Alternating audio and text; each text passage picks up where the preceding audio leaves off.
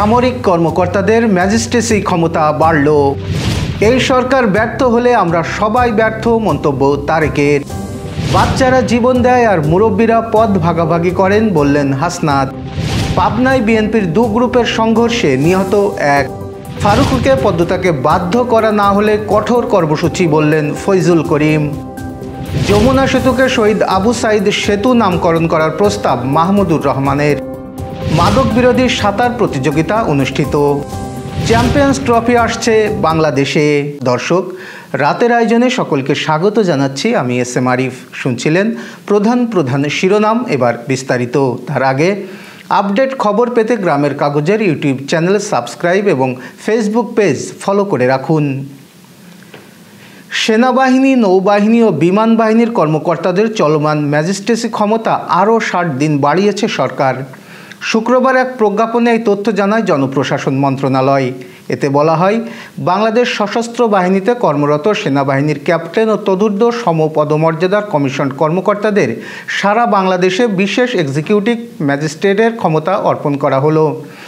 এই ক্ষমতা প্রজ্ঞাপনের তারিখ থেকে 60 দিনের জন্য অর্পণ করা হয়। এর আগে গত 17 সেপ্টেম্বর সেনা কর্মকর্তাদের ম্যাজিস্ট্রেসি ক্ষমতা দেওয়া হয়। এর কয়েকদিন পর 30 সেপ্টেম্বর থেকে এই ক্ষমতা দেওয়া হয় নৌবাহিনী ও বিমান বাহিনীর কর্মকর্তাদের। বিএনপির ভারপ্রাপ্ত চেয়ারম্যান তারেক রহমান বলেছেন, অন্তর্বর্তী সরকারকে কোনোভাবেই ব্যর্থ হতে দেয়া যাবে না, কারণ এই সরকার বাংলাদেশের গণতান্ত্রিক মানুষের আন্দোলনের ফসল। বর্তমান সরকার ব্যর্থ হলে আমরা সবাই ব্যর্থ হব। শনিবার জাতীয়তাবাদী টেক্সটাইল ইঞ্জিনিয়ার্স অ্যাসোসিয়েশন অব বাংলাদেশের 3য় জাতীয় কাউন্সিলে প্রধান অতিথির বক্তব্যে তিনি এসব কথা বলেন। তারেক রহমান বলেন, অন্তর্বর্তী সরকারকে ব্যর্থ করতে পতিত স্বৈরাচার ও তাদের দোসররা বসে নেই। তাই এই সরকার ব্যর্থ হলে আমরা সবাই ব্যর্থ হব। তাদের কিছু সিদ্ধান্ত জনমতের বিপরীতে যাচ্ছে। জনগণ ভাবছে সরকার নিজেদের ভালো সিদ্ধান্তগুলো চাপিয়ে দিতে চাইছে। বিপ্লবে বাচ্চারা গুলির সামনে জীবন দেয় আর মুরব্বীরা পদ ভাগাভাগিতে মেতে উঠেছেন বলে মন্তব্য করেছেন বৈষম্য বিরোধী ছাত্র আন্দোলনের আহ্বায়ক হাসনাত আবদুল্লাহ। তিনি বলেন, বাচ্চারা গুলির সামনে জীবন দেয় আর বিপ্লবের পর মুরব্বীরা পদ ভাগাভাগি করেন। শনিবার সকালে রাজধানীর জাতীয় শিক্ষা ব্যবস্থাপনা একাডেমিতে শিক্ষা অধিকার সংসদ আয়োজিত এক আলোচনা সভায় তিনি একথা বলেন। পাঠ্যপুস্তকে মুক্তিযুদ্ধসহ জাতীয় অর্জনকে একজনের একক অবদান হিসেবে তুলে ধরার অপপ্রয়াস থেকে সরে আসার আহ্বান জানিয়ে হাসনাত বলেন, পাঠ্যপুস্তকে শেখ মুজিবুর রহমান ও তার পরিবারের অতিরঞ্জিত প্রশংসার ফলে তার প্রতি বিরক্তির উদ্রেক হয়েছে। দৈনিক আমার দেশ পত্রিকার সম্পাদক মাহমুদুর রহমান বলেছেন, আমি মনে করি রংপুরবাসীর জন্য সবচেয়ে বেশি গৌরবের নাম আবু সাইদ। সরকারের কাছে আবারও দাবি করতে চাই, দ্রুত যমুনা সেতুর নামকরণ পরিবর্তন করে শহীদ আবু সাইদ সেতু নামকরণ করা হোক। শনিবার রংপুরে আবু সাইদের কবরে শ্রদ্ধাঞ্জলি ও জিয়ারত শেষে সাংবাদিকদের সঙ্গে আলাপকালে তিনি একথা বলেছেন। মাহমুদুর রহমান বলেন, শহীদ আবু সাইদের নামে সেতুটির নামকরণ করা হলে আমি মনে করি উত্তরবঙ্গের মানুষের দুঃখ বেদনা কিছুটা হলেও লাঘব হবে। কারণ যে মুহূর্তে আপনি এই সেতু পার হবেন তখনই আপনার মনে পড়বে শহীদ আবু সাইদের সেই মহান শাহাদাতের কাহিনী। ইসলামী আন্দোলনের সিনিয়র নায়েবে আমির মুফতি সৈয়দ মোহাম্মদ ফৈজুল করিম বলেছেন, ফারুকীকে কোন যোগ্যতা ও কোন গুণে উপদেষ্টা করা হলো তা আমার প্রশ্ন। যদি ফারুকীকে পদত্যাগ করতে বাধ্য করা না হয় তাহলে কঠোর কর্মসূচি দেওয়া হবে।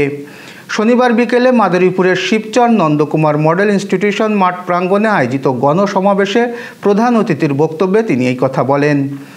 আওয়ামী লীগ ও বিএনপির মধ্যে পার্থক্য নেই উল্লেখ করে তিনি বলেন, যে ফ্যাসিস্টের বিরুদ্ধে দেশের মানুষ আন্দোলন করেছে, চিহ্নিত একটি রাজনৈতিক দল তাদের সঙ্গে হাত মিলিয়ে দেশের শহীদদের সঙ্গে বেইমানি করেছে।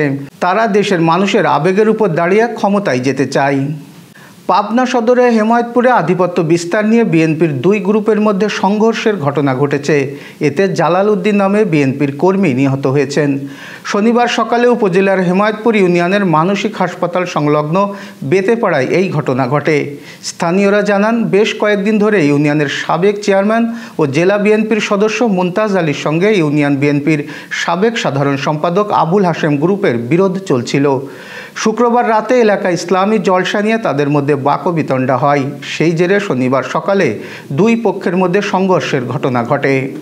এবার যশোর সহ আঞ্চলিক সংবাদ। 93 ফাউন্ডেশনের উদ্যোগে যশোর জেনারেল হাসপাতালে হুইল চেয়ার বিতরণ করা হয়েছে। শনিবার দুপুরে হাসপাতালের তত্ত্বাবধায়ক ডাক্তার হারুনার রশিদের কাছে চেয়ারগুলি হস্তান্তর করেন এসএসসি 93 ব্যাচ যশোরের শিক্ষার্থীরা। এ সময় অন্যান্যের মধ্যে উপস্থিত ছিলেন সংগঠনের অ্যাডমিন ফাউন্ডার তিতাস আহমেদ, আবুল কাশেম, সদস্য দেওয়ান মোর্শেদ আলম সহ অন্যরা। ইসলামী আন্দোলন বাংলাদেশ যশোর সদর উপজেলা নোয়াপাড়া ইউনিয়ন শাখার উদ্যোগে গণসমাবেশ অনুষ্ঠিত হয়েছে। শনিবার বিকাল 4টায় শেখাটি জামরুলতলা মোড়ে এই সমাবেশে প্রধান অতিথির বক্তব্য দেন জেলা সভাপতি মিয়া মোহাম্মদ আব্দুল হালিম। শনিবার বিকালে যশোর পৌর কমিউনিটি সেন্টারে যশোরের কাগজের প্রতিষ্ঠা বার্ষিকী উপলক্ষে কেক কাটেন যশোর জেলা সংবাদপত্র পরিষদ ও সামাজিক নেতৃবৃন্দ। বাংলাদেশ জামায়াতে ইসলামী যশোর রামনগর ইউনিয়ন শাখার উদ্যোগে বিনামূল্যে চোখ পরীক্ষা, চশমা ও ওষুধ বিতরণ করা হয়েছে। শনিবার সকালে সতীঘাটা সরকারি প্রাথমিক বিদ্যালয়ে এই ক্যাম্প অনুষ্ঠিত হয়। ইউনিয়ন জামাতের সেক্রেটারি মুন্সিদ নাজমুল হোসেন সহ সংগঠনের বিভিন্ন পর্যায়ের নেতাকর্মী উপস্থিত ছিলেন। এদিকে একই দিন সকালে উপজেলার বলরামপুর সরকারি প্রাথমিক বিদ্যালয়ে ফ্রি মেডিকেল ক্যাম্প অনুষ্ঠিত হয়েছে। যশোর জেনারেল হাসপাতালের মেডিসিন ব্যাংকের উদ্যোগে ফ্রি মেডিকেল ক্যাম্প অনুষ্ঠিত হয়। ক্যাম্পের উদ্বোধন করেন হাসপাতালের সাবেক তত্ত্বাবধায়ক ডাক্তার আবুল কালাম আজাদ লিটু। যশোর জেলা মাদকদ্রব্য নিয়ন্ত্রণ অধিদপ্তর ও যশোর আলোর কাফেলা মানবিক সংগঠনের যৌথ উদ্যোগে মাদক বিরোধী সাঁতার প্রতিযোগিতা অনুষ্ঠিত হয়েছে। শনিবার সকালে সদর উপজেলার হৈবতপুর ইউনিয়নের নাটুয়াপাড়া গ্রামের আফতাব মণ্ডলের দিঘিতে এই প্রতিযোগিতার আয়োজন করা হয়। এতে প্রধান অতিথি হিসেবে উপস্থিত ছিলেন উপপরিচালক স্থানীয় সরকার রফিকুল হাসান। বিশেষ অতিথি ছিলেন মাদকদ্রব্য নিয়ন্ত্রণ অধিদপ্তরের উপপরিচালক আসলাম হোসেন। প্রতি বিভাগে 3 জন করে মোট 9 জনকে পুরস্কার প্রদান করা হয়। এছাড়াও প্রতিটি প্রতিযোগীকে শুভেচ্ছা পুরস্কার দেওয়া হয়। চুয়াডাঙ্গার জীবননগরের সবচেয়ে বড় পাইকারি বাজার জীবননগর পৌর কাঁচা বাজার। এখান থেকে গত কয়েকদিন ধরে শত শত মন রসুন বাংলাদেশ থেকে অবৈধভাবে ভারতে পাচার হচ্ছে, যার ফলে প্রতিনিয়ত বাজারে বাড়ছে রসুনের দাম। দিনের বেলা জীবননগর আড়ত থেকে রসুন ভারতে পাচার হলেও প্রশাসন নীরব। শনিবার দুপুরে সরজমিনে দেখা গেছে জীবননগর বাজার থেকে ইজি বাইক ও পাখি ভ্যানে করে রসুন নতুন পাড়ার মোড়ে নেওয়া হচ্ছে এবং সেখানে জমা করে সন্ধ্যার পর ভারতে পাচার করা হবে বলে জানান এলাকার সাধারণ মানুষ। সুন্দরবনের দুবলার চরের আলোর কোলে পুণ্য স্নানের মধ্য দিয়ে সনাতন ধর্মাবলম্বীদের ঐতিহ্যবাহী রাস উৎসব শেষ হয়েছে। শনিবার ভোরে সূর্যোদয়ের আগে জোয়ারের পানিতে পুণ্য স্নান করার মধ্য দিয়ে এই উৎসবের ইতি টানেন পুণ্যার্থীরা। স্নানের মাধ্যমে হাজার হাজার পুণ্যার্থী তাদের মনোবাসনা পূর্ণ হওয়ার জন্য প্রার্থনা করেন ভগবান শ্রীকৃষ্ণের কাছে। এর আগে বৃহস্পতিবার সন্ধ্যায় ধর্মীয় আচার অনুষ্ঠানের মধ্য দিয়ে 150 বছরের পুরনো এই রাস উৎসব শুরু হয়। এদিন সকাল থেকে সারা দেশ থেকে সনাতন ধর্মাবলম্বীরা লঞ্চ, ট্রলার ও নৌকায় করে দুবলার চরে আসতে থাকেন। সন্ধ্যায় পূজা অর্চনা করেন। শুক্রবার মূল পূজা এবং মানত পরিশোধ করেন পুণ্যার্থীরা। Renaissance hospital and diagnostic centre. রেনেসাতেই মিলছে কম খরচে উন্নত সেবা, তাই নিশ্চিন্তে আমাদের সেবা নিন, সুস্থ থাকুন। Renaissance hospital and diagnostic centre, সদর হাসপাতাল মোড়, দরাটানা, যশোর। দর্শক, শেষ করব খেলার সংবাদ দিয়ে। সব ঠিক থাকলে চ্যাম্পিয়ন্স ট্রফির আগামী আসর বসবে পাকিস্তানে। 2025 সালের ফেব্রুয়ারিতে টুর্নামেন্টের পর্দা উঠবে। তবে মূল টুর্নামেন্টের আগে আইসিসির উদ্যোগে চ্যাম্পিয়ন্স ট্রফি ঘুরে বেড়াবে কয়েকটি দেশে, যার মধ্যে রয়েছে বাংলাদেশও। আইসিসির এক সূত্র থেকে জানা গেছে এই ট্রফি পাকিস্তানে ভ্রমণ শুরু করেছে, যা পরে বিভিন্ন দেশে পৌঁছাবে। এর মধ্যে 14 নভেম্বর পাকিস্তানের ইসলামাবাদে ট্রফিটি পৌঁছেছে এবং পরবর্তী সপ্তাহে দেশটির বিভিন্ন অঞ্চলে এটি প্রদর্শিত হবে। তবে করাচি, লাহোর ও রাওয়ালপিন্ডি শহরগুলোতে এটি নিয়ে যাওয়া হবে না, কারণ সেখানে ধোঁয়াশার কারণে প্রতিকূল পরিবেশ বিরাজ করছে।